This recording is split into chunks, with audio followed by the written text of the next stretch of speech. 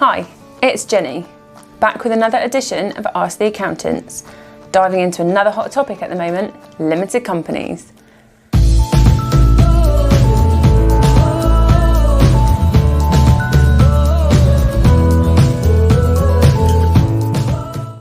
As a director of a limited company myself, I'm often asked by sole traders whether they should make the switch.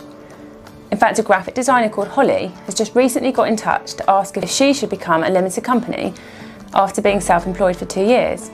Well, ultimately, Holly, and anyone else out there thinking about this, there are pros and cons to being both a sole trader and a limited company.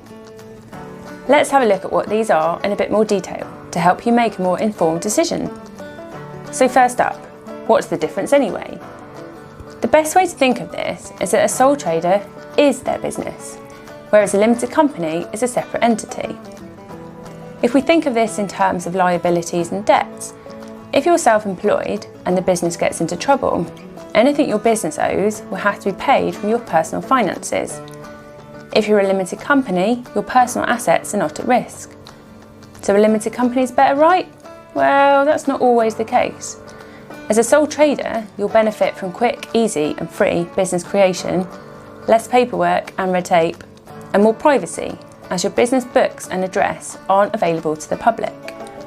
However, aside from the personal liability, if you're self-employed, you may find you have less access to finance and funding, as some lenders prefer the more transparent activity of a limited company.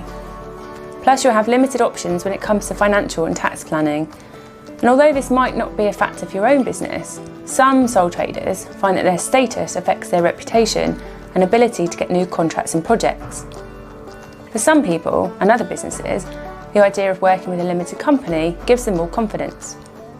Okay, so you definitely want to be a limited company then? Yeah, you'll be more tax efficient, you'll have increased credibility and access to finance. But as with all things, there are some elements you may consider to be a disadvantage. There'll be more expenses as a limited company. For example, you'll be required to pay corporation tax, and it's strongly recommended that you employ an accountant to prepare your annual accounts. I promise I'm not just saying that. However, if you're a growing business, wish to take on employees, or have big plans for the future, a limited company could be the perfect route. As with most business decisions, it all comes down to you and your personal circumstances. Why not speak to us directly to make sure you've got all the information you need to make this important decision? Until next time, thank you for joining us on Ask the Accountants.